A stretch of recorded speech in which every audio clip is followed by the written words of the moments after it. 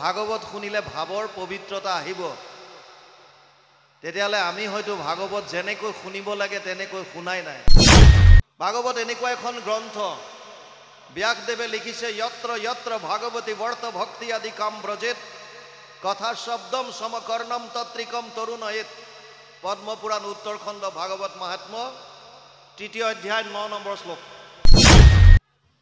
ব্যাসদেৱে আজিৰ পৰা ৫,৫০০ বছৰ আগতে এটা কথা অনুমান কৰিছিল যে কলি যুগৰ মানুহে প্ৰতিটো বস্তুত তুলনা কৰি চাব কম্পেয়াৰ কৰি চাব কোনটো পন্থত গলে মোৰ লাভ বেছি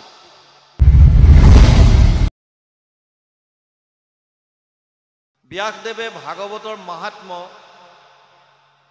পদ্মপুৰাণ যিখন দ্বিতীয়খন ডাঙৰ পুৰাণ ১৮খন পুৰাণৰ আটাইতকৈ ডাঙৰ পুৰাণখনৰ নাম হৈছে স্কন্দ পুৰাণ য'ত ৮১,১০০টা শ্লোক আছে দ্বিতীয়খন ডাঙৰ পুৰাণ হৈছে পদ্মপুৰাণ এই পদ্মপুৰাণত ৫৫,০০০ শ্লোক আছে পদ্মপুৰাণৰ শেষৰ খণ্ডত উত্তৰ খণ্ডত ৬টা অধ্যায়ত ভাগৱত মহাত্ম্য নাম দি ব্যাসদেৱে ভাগৱতৰ মহিমা গাইছে তাত তেওঁ লিখিছে এতদস্মাৎ পৰম কিঞ্চিত মন শুদ্ধে না বিদ্যতে জন্মান্তৰে ভৱেত পুণ্যম তদা ভাগৱতম লভেত ভাগৱত মহাত্ম্য প্ৰথম অধ্যায় ১২ নম্বৰ শ্লোক পদ্মপুৰাণ উত্তৰ খণ্ড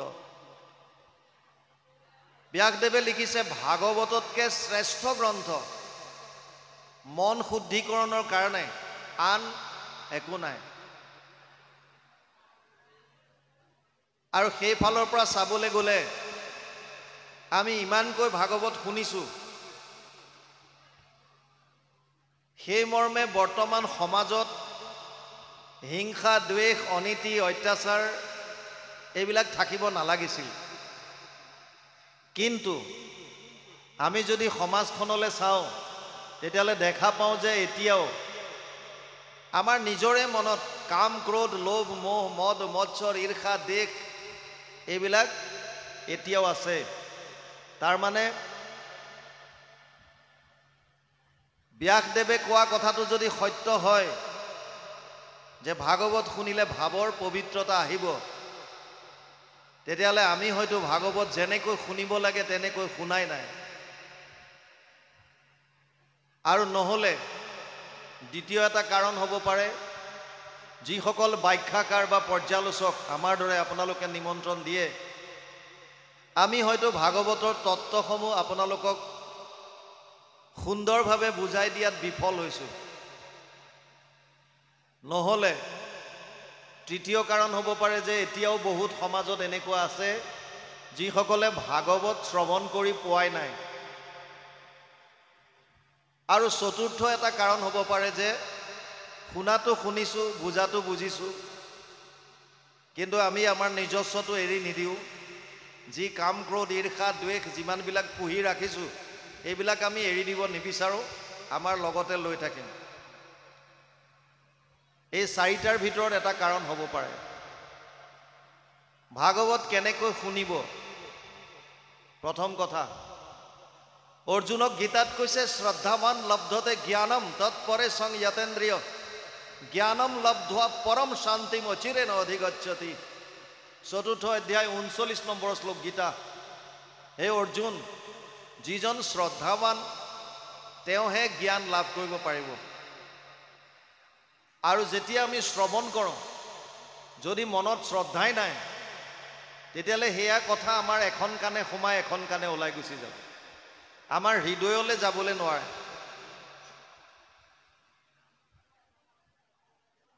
এজন ৰজাৰ ৩টা মূৰ্তি বনাইছিল একদম দেখিবলৈ একেই আৰু এই ৩টা মূৰ্তিৰ দাম কিমান হ'ব মূল্য নিৰ্ধাৰণ কৰিবৰ কাৰণে বিভিন্নজন সন্তক নিমন্ত্ৰণ দিলে মূৰ্তিকেইটাৰ তেওঁলোকে একেটা মূৰ্তি একে ৱেট সোণৰ এটাইকেইটা সোণৰ ধৰি লওক ১ কেজি সোণ লাগিছে এটাৰ যদি মূৰ্তিৰ দাম যদি তেওঁলোকে 50 লাখ ৰাখিছে, এটাত 1 কোটি ৰাখিছে, এটাত 2 কোটি ৰাখিছে, মানুহবিলাক অসম্বিত হৈ গ'ল। এইটো কেনেকৈ সম্ভৱ? একে মূৰ্তি, একে সোণ, দামটো ইমান পাৰ্থক্য কিয়? সেইটো নিৰ্ধাৰণ কৰিবৰ কাৰণে তেওঁলোকে সমাজত ক'লে যে যোনে ইয়াৰ মূল্যটো কিহৰ কাৰণে ইমান তাৰতম্য হৈছে, এইটো যোনে বুজাই দিব পাৰিব তেওঁক আকৌ অজস্ৰ ধন টকা পইচা দিব। এজন সন্ত আহিল, সোণৰ মূৰ্তিটোৰ লগত এডাল এডাল সোণৰ শলা এডাল ৰাখি থোৱা আছে। প্ৰথমটো মূৰ্তিৰ কাণেদি শলাডাল ভৰাই দিলে আৰু ইফালে ওলাই গুচি গ'ল। সেইটোৰ দাম একেবাৰে কম। তাৰ মানে সেয়া শ্ৰোতাক বুজাইছে, যিবিলাক শ্ৰোতাই শুনাত শুনে, এইফালে সোমাই এইফালে ওলাই যায়, কাৰণ ইয়াত শ্ৰদ্ধা নাই। এটাৰ মূৰ্তিৰ কাণেদি সোমোৱালে এইফালে ওলাই গুচি গ'ল, সেইটোৰ দামটো তাতকৈ বেছি ৰাখিলে। 50 লাখ যদি একেবাৰে তলত, এইটোৰ দাম 1 কোটি ৰাখিলে। আৰু তৃতীয়টো মূৰ্তিৰ কাণেদি যিডাল শলা সোমোৱাইছে, এই শলাডাল ভিতৰলৈ গৈ আছে, তাৰ ওলাই অহাৰ কোনো ৰাস্তা নাই, জাষ্ট সোমোৱাই দিছে আৰু হৃদয়ৰ ফালে প্ৰৱেশ কৰিছে। সেই মূৰ্তিটোৰ দামটো বেছি ৰাখিছে। কথাৰ তাৎপৰ্য, 3 ধৰণৰে শ্ৰোতা। এবিধ আহিছে জাষ্ট এইফালে সোমোৱাই দিলে, এইফালে ওলাই গ'ল, কায়িকভাৱে যদিও ইয়াত আছে, শ্ৰদ্ধা নাই আৰু মনটো ইয়াত নাই, এতিয়াও মন বাহিৰত ঘূৰি ফুৰিছে। সেইকাৰণে তেওঁলোকে বিভিন্ন ধৰণৰ কথা বতৰা পাতি থাকিব। এবিধ শ্ৰোতা আছে যোনে অলপমান শুনিব, শুনিয়ে জাষ্ট উলিয়াই দিব, বৰ ইণ্টাৰেষ্ট নাই। আৰু তৃতীয়বিধ শ্ৰোতা আছে যোনে শুনিব, হৃদয়ংগম কৰিব আৰু তেওঁৰ আচৰণত সেইখিনি প্ৰতিস্ফুট হ'ব। সেইটোৱে হৈছে প্ৰকৃত শ্ৰোতা। শ্ৰোতাৰ কেইবাটাও ভাগ আছে। এবিধ হৈছে প্ৰকৃত শ্ৰোতা, এবিধ হৈছে চৰতা। চৰতা মানে চুপাৰি কটা কটাৰীখনৰ নিচিনা, কটকটকৈ কাটি যায়, চৰতা বুলি কয়। এবিধ হৈছে শ্ৰোতা, শ্ৰোতা মানে শুই থকা। প্ৰকৃত শ্ৰোতাৰ আকৌ কেইবাটাও ভাগ আছে। এবিধক কৈছে হংস শ্ৰোতা।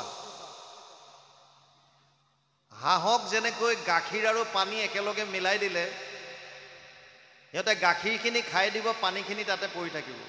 মানে এইবিধ শ্ৰোতাই যিমানেই যি কথাই নকওক, কেৱল কৃষ্ণ কথাখিনি গ্ৰহণ কৰিব, বাকীবিলাক এৰি দিব। এবিধ আছে শতক শ্ৰোতা। শতক বুলি এটা চৰাই আছে যি বৰষুণৰ পানী গ্ৰহণ কৰে, তলত পৰিলে সি পানী নাখায়। এই ধৰণৰ শ্ৰোতাই কেৱল কৃষ্ণৰ কথাখিনি গ্ৰহণ কৰে, বাকী চব এৰি দিয়ে। এবিধ আছে শুক শ্ৰোতা, ভাতৰ দৰে। তেওঁলোকে গোটেইখিনি কথা গ্ৰহণ কৰি বেলেগৰ আগত এজ ইট ইজ ক'ব পাৰে। আৰু এবিধ আছে মৎস্য শ্ৰোতা, যেনেকৈ মাছ পানীতে থকাৰ পিছতো পলক নেমৰাকৈ একান্ত মনে থাকিব পাৰে, তেনেকৈ এইবিধ শ্ৰোতাই বিভিন্ন বাহ্যিক বা গ্ৰাম্য কথাত গুৰুত্ব নিদি একাত্মভাৱে কি কথা পাতিছে, কি ব্যাখ্যাকাৰে কৈছে, এই কথাখিনি শুনাত একাগ্ৰ চিত্তটো দিয়ে। চৰতাবিধে কেৱল গ্ৰাম্য কথা পাতি থাকে, যদিও কায়িকভাৱে শ্ৰোতা হিচাপে আসন লয়, কিন্তু তেওঁলোকৰ ইণ্টাৰেষ্টটো ইয়াত নাই, মনটো এতিয়াও বাহিৰত ঘূৰি ফুৰিছে।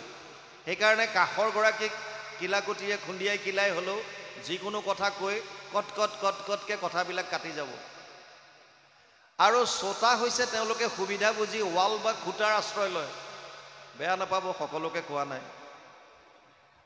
খুটা আৰু ৱাল আশ্ৰয় লয় তেওঁলোকে আহিয়ে, আৰু লাহেকৈ 3 ঘণ্টা 4 ঘণ্টা সময় চকুকেইটা মুদি যিমান ভাগৰ আছে সেই ভাগৰখিনি মাৰি দিয়ে। যেতিয়ালৈকে আপোনাৰ শাস্ত্ৰখনৰ প্ৰতি শ্ৰদ্ধা নাহিব, তেতিয়ালৈকে এই কথাখিনিয়ে আপোনালোকৰ হৃদয়ত ক্ৰিয়া কৰিব নোৱাৰে। শ্ৰদ্ধাৱান লব্ধতে জ্ঞানম তৎপৰে সংযতেন্দ্ৰিয় জ্ঞানম লব্ধা পৰম শান্তি মচিৰে নধিগচ্ছতি। শ্ৰদ্ধাৱানজনেহে জ্ঞান লাভ কৰিব পাৰিব, আৰু এই জ্ঞান পালে ভাগৱতৰ কথা এনেকুৱা, এই কথাখিনি আপুনি শ্ৰৱণ কৰিলে মনৰ শান্তি আহিব। যিটো বিচাৰি আপুনি হাবাথুৰি খাই বাহিৰত ফুৰিছে, এই শান্তি 3 ঘণ্টা সময় ইয়াত আপোনালোকে যদি একাত্মভাৱে শুনে, গেৰেণ্টি দিছে ব্যাসদেৱে। কিন্তু লগতে এইটো কৈছে, জন্মান্তৰে ভৱেত পুণ্যম তদা ভাগৱতম লভেত। বহুত জন্মৰ পুণ্যৰ ফলতহে ভাগৱত শুনিবলৈ পাব। ভাগৱতৰ ইমান প্ৰচাৰ হৈছে, ইয়াৰ মাহাত্ম্য কি, মহিমাটো কি, কিয় ইমানকৈ ভাগৱত অনুষ্ঠান হৈছে? যিকোনো এজন ব্যক্তিৰ যেতিয়ালৈকে আমি মহিমা গম নাপাওঁ, তেওঁৰ কোৱালিটি কি আছে গম নাপাওঁ, তেতিয়ালৈকে মানুহজনৰ প্ৰতি আমাৰ শ্ৰদ্ধা নাহে। যেতিয়া আমি গম পাম যে মানুহজনৰ এটা বিশেষ কোৱালিটি আছে, তেতিয়া সেই মানুহজনৰ প্ৰতি আমাৰ শ্ৰদ্ধাত মূৰদৌ খাই যায়। তেনেকৈ যেতিয়ালৈকে এখন গ্ৰন্থৰ মাহাত্ম্যই গম নাপাওঁ, আচলতে আছে কি ভাগৱতত। ষষ্ঠ স্কন্ধৰ কথা চলি আছে, বৃত্তাসুৰ বধৰ কথা চলি আছে। বৃত্তাসুৰ বধৰ আৰম্ভণিত কেনেকৈ বৃহস্পতিক ইন্দ্ৰ আদি দেৱতাসকলে অপমান কৰিছিল, তেওঁ কেনেকৈ দেৱসভা ত্যাগ কৰিবলগীয়া হ'ল, তাৰ পাছত অসুৰে কেনেকৈ তেওঁলোকক আক্ৰমণ কৰিলে, অসুৰৰ পৰা বাচিবৰ কাৰণে কেনেকৈ ব্ৰহ্মাৰ ওচৰত শৰণ ল'লে, ব্ৰহ্মাই কেনেকৈ তস্তা মুনিৰ পিতেক বিশ্বৰূপৰ ওচৰত তেওঁলোকক আশ্ৰিত হোৱাৰ উপদেশ দিলে, দেৱতাসকলে কেনেকৈ গৈ বিশ্বৰূপৰ ওচৰত বিশ্বৰূপক গুৰু হিচাপে গ্ৰহণ কৰিলে, আৰু বিশ্বৰূপে নাৰায়ণ কৱচ নামৰ এটা কৱচ তেওঁলোকক দি আছিল। ইমান সময় আমি যেতিয়াৰ পৰা আহিছোঁ ইয়ালৈ, নাৰায়ণ কৱচৰ কথা পাঠ কৰি আছিল। যি কি নহওক, ভাগৱতৰ মাহাত্ম্যটো অকণমান বুজি লওক। ভাগৱত এনেকুৱা এখন গ্ৰন্থ, ব্যাসদেৱে লিখিছে, যত্ৰ যত্ৰ ভাগৱতী বৰ্ত ভক্তি আদি কাম ব্ৰজেত কথা শব্দম সমকৰ্ণম তত্ৰিকম তৰুণয়েত। পদ্মপুৰাণ উত্তৰখণ্ড ভাগৱত মাহাত্ম্য 3য় অধ্যায় 9 নম্বৰ শ্লোক। য'ত য'ত ভাগৱতৰ কথা হয়, তালৈ 3টা বস্তুৰ আগমন ঘটে বুলি কৈছে। প্ৰথম ভক্তি, দ্বিতীয় জ্ঞান, তৃতীয় বৈৰাগ্য। আপোনালোকে যদি একাত্মভাৱে শুনে, 3টা কথাৰ গেৰেণ্টি ব্যাসদেৱে দিছে। আপোনালোকৰ হৃদয়ত ভক্তি বস্তু তৰুণ হৈ যাব, জ্ঞান বৃদ্ধি হ'ব, আৰু লগতে সংসাৰৰ প্ৰতি কিছু হ'লেও বৈৰাগ্য ভাৱ আহিব। কিন্তু ইয়াৰ পৰা ওলাই যোৱাৰ পাছত কোনে কিমান সময়লৈকে আপোনালোকে ভক্তি বস্তু হৃদয়ত ধাৰণ কৰি ৰাখিব পাৰে, সেইটো আপোনালোকৰ সুকীয়া কথা। কথা ভাগৱতস্যাপি নিত্যম ভৱতি যৎ গৃহে তৎ গৃহম তীৰ্থ ৰূপম হি বাসতম পাপনাশনম। পদ্মপুৰাণ উত্তৰখণ্ড ভাগৱত মাহাত্ম্য 3য় অধ্যায় 29 নম্বৰ শ্লোক। ভাগৱতৰ কথা ভাগৱতস্যাপি নিত্যম ভৱতি যৎ গৃহে, যিখন ঘৰত সদায় হয়। অনুষ্ঠানত এদিন বা দুদিনীয়া কাৰ্যসূচী হ'ব, হয়তো আপোনালোকে 3 ঘণ্টা শুনিলে, 6 ঘণ্টা শুনিলে, কিন্তু 365 দিনত কেৱল 6 ঘণ্টা শুনিলে জানো কাম হ'ব? সদায় যদি আপোনালোকে ভাগৱতৰ লগত সম্পৰ্ক ৰাখে, পুৱা গধূলি যদি যিমানকণ সময় পাৰে, অকণমান হ'লেও, 1 অধ্যায় হ'লেও, আধা হ'লেও, সদায় যদি পাঠ কৰাৰ অভ্যাস গঢ়ে, কীৰ্তন হওক, ভাগৱত হওক, ঘোষা হওক, যদি আমি সদায় পাঠ কৰোঁ, ভাগৱত যদি শ্ৰৱণ কীৰ্তন কৰোঁ, ব্যাসদেৱে লিখিছে আপোনালোকৰ ঘৰখন তীৰ্থলৈ ৰূপান্তৰিত হ'ব। এতিয়া প্ৰশ্ন হ'ল, তীৰ্থ কাক কয়? তীৰ্থলৈ ৰূপান্তৰিত হ'লে আমাৰ লাভ কি হ'ব? তীৰ্থ য'ত প্ৰভু ভগৱন্তই অৱতাৰ লৈছিল বা বিভিন্ন লীলা কৰিছিল, বা যিটো স্থানত মহাপুৰুষসকলে অৱতাৰ লয় বা বিভিন্ন লীলা কৰে, এই স্থানসমূহক জেনেৰেলি তীৰ্থস্থান বুলি কোৱা হয়। এই তীৰ্থক্ষেত্ৰত আগতে সন্ত মহন্তসকলে ভগৱানৰ চৰিত্ৰসমূহ শ্ৰৱণ কীৰ্তন কৰাইছিল, তাত তেওঁলোকে চৰ্চা কৰিছিল, আৰু আমাৰ ভকতসকল তালৈ গৈ শ্ৰৱণ কৰাৰ সুবিধা পাইছিল। গুৰুজনা অৱতাৰ লোৱাৰ পাছত সংস্কৃতৰ কঠিন গ্ৰন্থবিলাক আমি বুজিব পৰাকৈ সুন্দৰভাৱে অনুবাদ কৰি দিলে। এতিয়া আমি শাস্ত্ৰ শুনিবৰ কাৰণে তীৰ্থক্ষেত্ৰলৈ যোৱাৰ কোনো প্ৰয়োজন নাই। নিজৰ ঘৰতে আপোনালোকে শাস্ত্ৰ অধ্যয়ন কৰিব পাৰে আৰু নিজৰ ঘৰখনকে তীৰ্থক্ষেত্ৰলৈ ৰূপান্তৰ কৰিব পাৰে। লাভ কি হ'ব তেতিয়া? যদি আপোনাৰ ঘৰখন তীৰ্থলৈ ৰূপান্তৰিত হয়, তেতিয়াহ'লে আপোনালোকৰ গৃহত যদি জানি বা অজানিতে কিবা যদি পাপ আছিল, এই সমস্ত পাপৰ পৰা পৰিত্ৰাণ পাব পাৰিব। ব্যাসদেৱে আজিৰ পৰা ৫,৫০০ বছৰ আগতে এটা কথা অনুমান কৰিছিল যে কলি যুগৰ মানুহে প্ৰতিটো বস্তুত তুলনা কৰি চাব, কম্পেয়াৰ কৰি চাব, কোনটো পন্থত গ'লে মোৰ লাভ বেছি।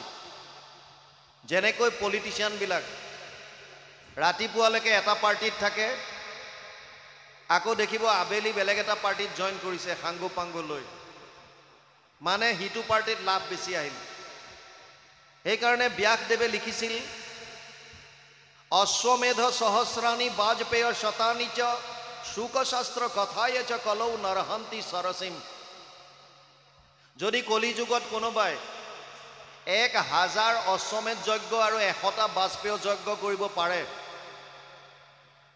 ১,০০০ অশ্বমেধ যজ্ঞ আৰু ১০০টা বাজপেয় যজ্ঞ কৰি যিটো ফল তেওঁলোকে পাব, ভাগৱত শ্ৰৱণ কীৰ্তনৰ যিটো ফল হ'ব, এই ফলৰ ১৬ ভাগৰ এভাগ বুলি কৈছে। মানে কলি যুগত কোনোবাই যদি ১,০০০টা অশ্বমেধ যজ্ঞ আৰু ১০০টা বাজপেয় যজ্ঞ কৰে, তেওঁলোকে যিটো ফল পাব, আপোনালোকে অনুষ্ঠিত কৰাৰ দৰে ভাগৱতৰ অনুষ্ঠানৰ পৰা তাৰ ১৬ গুণ বেছি হ'ব। পদ্মপুৰাণ উত্তৰখণ্ড ভাগৱত মাহাত্ম্য ৩য় অধ্যায় ৩০ নম্বৰ শ্লোক। ভাগৱতৰ প্ৰতিটো শব্দত প্ৰভু ভগৱন্ত বিৰাজমান হৈ আছে। তেনেয়ম বাংময় মূৰ্তি প্ৰত্যক্ষ বৰ্ততে হৰি সেৱাত শ্ৰৱণাত পথত দৰ্শনাত পাপনাশিনী। ভাগৱত প্ৰভু ভগৱন্তৰ বাংময় মূৰ্তি বুলি কয়। ইয়াত বাণী হিচাপে বিৰাজমান হৈ আছে প্ৰতিটো শব্দত। এই ভাগৱত যদি কোনোবাই সেৱা কৰিছে, সেৱাৰ দ্বাৰা, শ্ৰৱণ যদি কৰে, শ্ৰৱণৰ দ্বাৰা, পাঠ যদি কৰে, পাঠৰ দ্বাৰা, আৰু নহ'লে কোনোবাই যদি দৰ্শন মাত্ৰ কৰিছে, দৰ্শনৰ দ্বাৰাও আপোনালোকৰ সমস্ত পাপ নাশ হ'ব পাৰে। ৩য় অধ্যায় ভাগৱত মাহাত্ম্য ৬২ নম্বৰ শ্লোক, পদ্মপুৰাণ উত্তৰখণ্ড।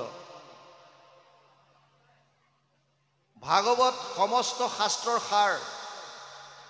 আমাৰ সনাতন ধৰ্মৰ মূল হৈছে বেদ। বেদ ৪খন আছে, ঋক সাম যজুৰ অথৰ্বৈক্ষ চতুৰ্বেদ ঊৰ্ধ্বতে ভাৰত পুৰাণম চ পঞ্চম বেদ উচ্যতে। ১,৪,২০ প্ৰথম স্কন্ধ ৪ৰ্থ অধ্যায় ২০ নম্বৰ শ্লোক ভাগৱত। ঋকবেদ, সামবেদ, যজুৰ্বেদ আৰু অথৰ্ববেদ ৪খন বেদ। যদিও ৪খন বেদ বুলি কোৱা হয়, মহাভাৰত আৰু ভাগৱতক পঞ্চম বেদ বুলি কোৱা হৈছে। বেদৰ ৪টা ভাগ আছে। এটাক সংহিতা বুলি কয়, য'ত মন্ত্ৰবিলাক আছে, যিমানবিলাক যাগ যজ্ঞত মন্ত্ৰ লাগে, এই মন্ত্ৰবিলাক আছে সংহিতাত। এটা পাৰ্ট আছে ব্ৰাহ্মণ্য, গদ্য আকাৰে বিধিবিলাক আছে তাত। আৰণ্যক আছে, আৰু শেষৰ পাৰ্টটো হৈছে উপনিষদ, বেদান্ত বুলি কয়, বেদৰ অন্ত। বেদৰ সাৰ ভাগ বেদান্তত আছে, য'ত আত্মা পৰমাত্মাৰ বিষয়ে বৃহৎভাৱে লিখা আছে। মূল উপনিষদ ১০৮খন, তাৰে অতি জনপ্ৰিয় 11খন। এই উপনিষদৰো সাৰ হৈছে ভাগৱত। সৰ্ব বেদান্ত সাৰম হি শ্ৰী ভাগৱতম ইষ্যতে জৈস ৰসামৃত তৃপ্তস্য নানন্যত্ৰ ৰতি ক্বচিত। ১২, ১৩, ১৫ দ্বাদশ স্কন্ধ ৩ত্ৰয়োদশ অধ্যায় ১৫ নম্বৰ শ্লোক ভাগৱত। মহাপুৰুষ মাধৱদেৱে এই শ্লোকৰ অনুবাদ কৰিছে ঘোষাত ১৮ নম্বৰ পদজোকাত। তেওঁ লিখিছে, সমস্ত বেদান্ত সাৰ মহাভাগৱত শাস্ত্ৰ, ইহাৰ অমৃত ৰস পায়, পৰম সন্তোষে পান কৰিলে যিজনে তাৰ অন্যত্ৰ ৰসত ৰতি নাই। বেলেগত আৰু ৰতি নাথাকে। যদি আমি একাত্মভাৱে একান্তভাৱে মন দি পেলাই যদি এই শাস্ত্ৰ আমি ভালদৰে শ্ৰৱণ কৰোঁ, কাৰণ সমস্ত বেদান্তৰ সাৰ বুলি কৈছে ইয়াক, আৰু বেলেগে বেদ পঢ়াৰ প্ৰয়োজন নাই, ভাগৱততে সমস্ত কথা আছে। গতিকে ভাগৱত আমি শ্ৰৱণ কৰিব লাগে। যিখিনি কথা আমাক ভক্তি মাৰ্গত প্ৰয়োজন, এই সমস্তখিনি কথা ভাগৱতৰ মাজত আছে।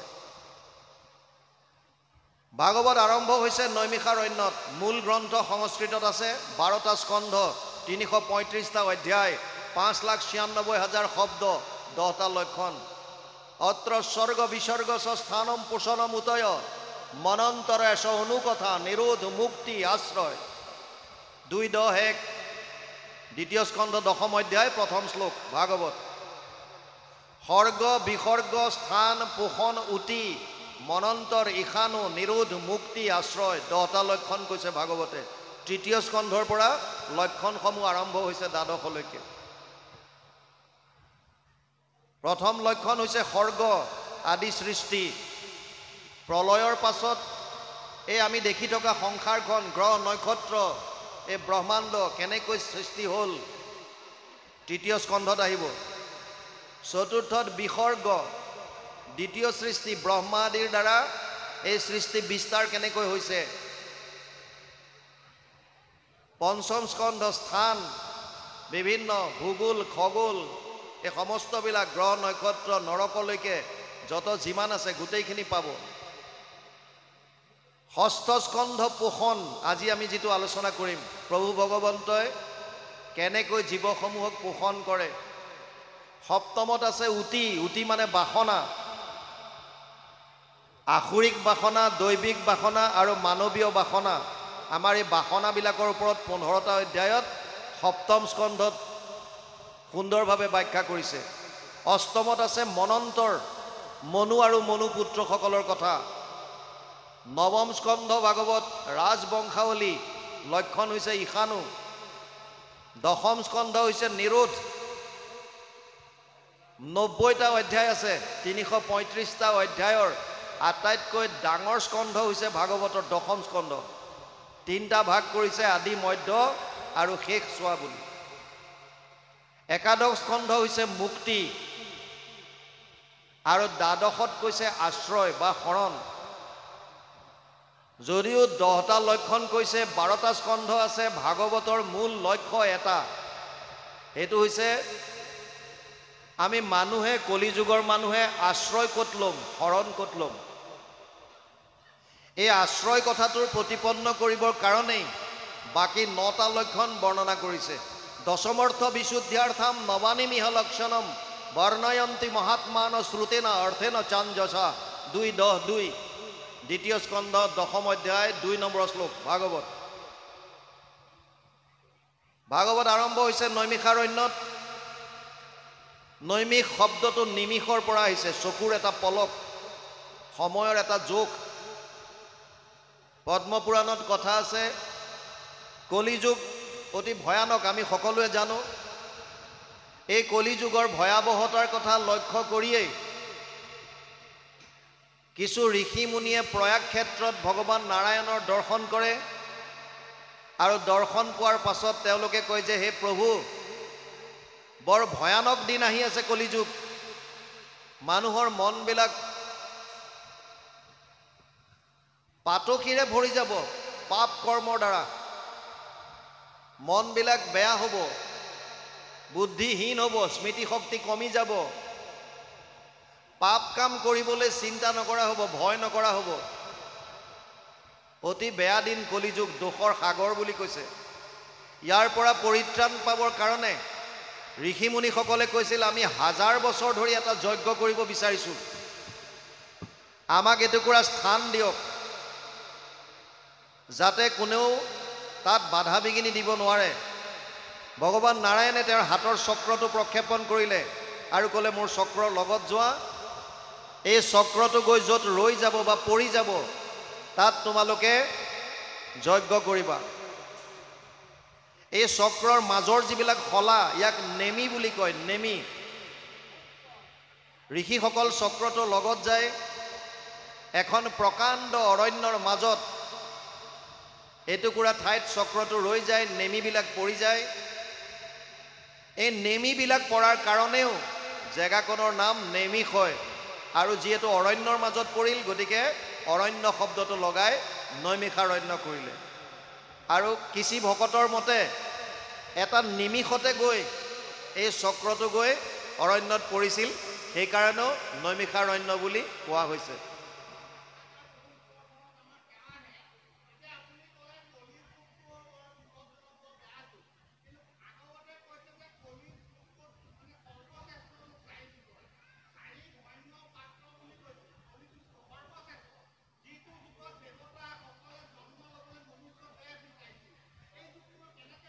কিহৰ কাৰণে কৈছে কথাটো বুজিলো। কলি যুগক আপুনি খুব সুন্দৰ প্ৰশ্ন কৰিছে। যেতিয়া আপোনাৰ উত্তৰ আহি আছো আপুনি নিজে গম পাব। ২৮,০০০ ঋষি মুনিয়ে ১০০০ বছৰ ধৰি যজ্ঞ কৰিলে কিহৰ কাৰণে? যে কলি যুগৰ মানুহে যিহেতু দোষৰ সাগৰ কলি বুলি কৈছে, ইয়াৰ পৰা কেনেকৈ মানুহখিনিয়ে পৰম আনন্দ লাভ কৰিব পাৰে, মনুষ্যৰ জীৱন কেনেকৈ সফল কৰিব পাৰে, তাৰ কাৰণে তেওঁলোকে ১০০০ বছৰ যজ্ঞ কৰিলে। কিন্তু যজ্ঞৰ পৰা একো ফল নাপালে। নোপোৱাৰ কাৰণে সূত মুনিক ব্যাখ্যাৰ আসনত বহুৱাই এই ২৮,০০০ ঋষিৰ ভিতৰত যিজন কথামৃত ৰসস্বাদ কুশল শৌনক অব্ৰবীত, পদ্মপুৰাণ ভাগৱত মহাত্ম্য প্ৰথম অধ্যায় ৩ নম্বৰ শ্লোক, যিজন কথামৃত পান কৰাত কুশল সেইজনে ক'লে, শৌনক বদতি শুনা সুত মহামানী পৰম পাতকী কলি পাইলে হেন জানি। শৌনকে কৈছে পাতকী বুলি। কিহৰ কাৰণে ভাল সেইটো কথা আহিব। দোষৰ সাগৰ কলি, ইয়াত কোনো চিন্তা কোনো সংশয় নাই। কিন্তু দোষৰ সাগৰ হোৱাৰ পাছতো ইয়াত কি মহান গুণ আছে সেইটোৰ কাৰণে শ্ৰেষ্ঠ বুলি কৈছে। পৰম পাতকী কলি পাইলে হেন জানি আৰম্ভিলো যজ্ঞ আশী সহস্ৰ বছৰ, হোমধুমে ধূম্ৰবৰ্ণ ভৈলা কলেবৰ, যিটো কৰ্ম কৰো আত নাহিকে বিশ্বাস, আপোনাৰ আয়ুস কৰিলো ব্যৰ্থে নাশ। শৌনকে ক'লে, হে সূত মুনি, পৰম পাতকী কলি আহিছে বুলি গম পাই আমি ১০০০ বছৰ যজ্ঞ কৰিলোঁ। উদ্দেশ্য এটা আছিল যে কলি যুগৰ মানুহে যাতে পৰম কল্যাণ পাব পাৰে। কিন্তু ১০০০ বছৰ যজ্ঞ কৰি আমাৰ শৰীৰ ধোঁৱা বৰণীয়া হৈ গ'ল, কিন্তু ইয়াৰ পৰা আমি কোনো ফল নাপালো। সেইকাৰণে শৌনকে প্ৰশ্ন কৰিছে, তত্ৰ তত্ৰ অঞ্জসা আয়ুষ্মান ভৱতা যদ বিনিশ্চিতম পুংসাম একান্তত শ্ৰেয় তদ না সংচিতুম অৰ্হসি। ১:১:৯ প্ৰথম স্কন্ধ প্ৰথম অধ্যায় ৯ নম্বৰ শ্লোক ভাগৱত। শৌনকে কৈছে কলি যুগৰ মানুহৰ তেতিয়াহ'লে কল্যাণ সাধক, কল্যাণ সাধিব পৰা আটাইতকৈ সহজ উপায়টো কি? এইটো উপায়টো আমাক দিয়া। কি উপায়? কলি যুগটো আমাৰ বাপজনে বৰ সুন্দৰ কৈছে যে কলি যুগক তেতিয়াহ'লে ধন্য বুলি কিয় কয়? কিয় কয়টোলৈকে আহি আছো। প্ৰথম কথা, কলি যুগ দোষৰ সাগৰ, ইয়াত কোনো সংশয় নাই। দোষৰ সাগৰ হোৱাৰ পাছতো ইয়াত এনেকুৱা কি মহান গুণ আছে? শৌনকে কৈছে যে উপায়টো দিয়াৰ আগত এটা কথা চিন্তা কৰিবা, কলি যুগৰ মানুহৰ বহুতখিনি লিমিটেশ্যন আছে। যেনে প্ৰায়েনা অল্পায়ুষ সভ্য কলৌ অস্মিন যুগে জনা মন্দ সুমন্দ মতয়ো মন্দ্য ভাগ্য হি উপদ্ৰতা। ১:১:১০ প্ৰথম স্কন্ধ প্ৰথম অধ্যায় ১০ নম্বৰ শ্লোক ভাগৱত।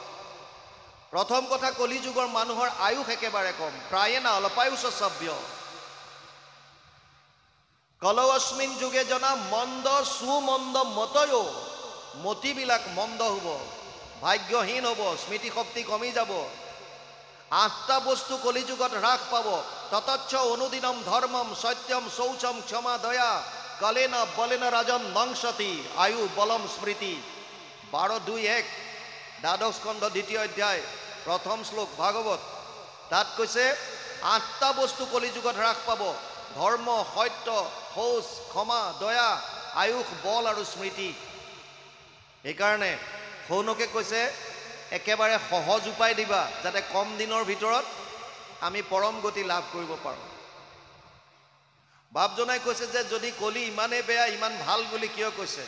কলো দোষ নিধে ৰাজন অস্তিহি এক মহান গুণ কীৰ্তনা দেৱ কৃষ্ণস্য মুক্ত সংগ পৰম ব্ৰজেত 12:3-51 দ্বাদশ স্কন্ধ 3য় অধ্যায় প্ৰথম শ্লোক ভাগৱত 12:3-51 দ্বাদশ স্কন্ধ 3য় অধ্যায় 51 নম্বৰ শ্লোক ভাগৱত। তাত কি কৈছে? যদিও কলিযুগ দোষৰ সাগৰ, আমাৰ মহাপুৰুষ মাধৱদেৱে তাৰ লগত মিলাজুলা এটা পদ এফাকি ঘোষাত দিছে, দোষৰ সাগৰ কলি তাকো পৰীক্ষিত ৰাজা গুণ দেখি কৰিলা ৰক্ষণ। কি গুণ? অন্ত্যজাতি পাতকীও কলিত তৰয় সুখে মুখে কৰি কৃষ্ণৰ কীৰ্তন। যদিও পৰম পাতকী কলিযুগ, ইয়াত এটা মহান গুণ আছে, কেৱল মাত্ৰ কৃষ্ণৰ নাম লৈ অন্ত্যজাতি পাতকীও পৰম গতি লাভ কৰি যাব পাৰে।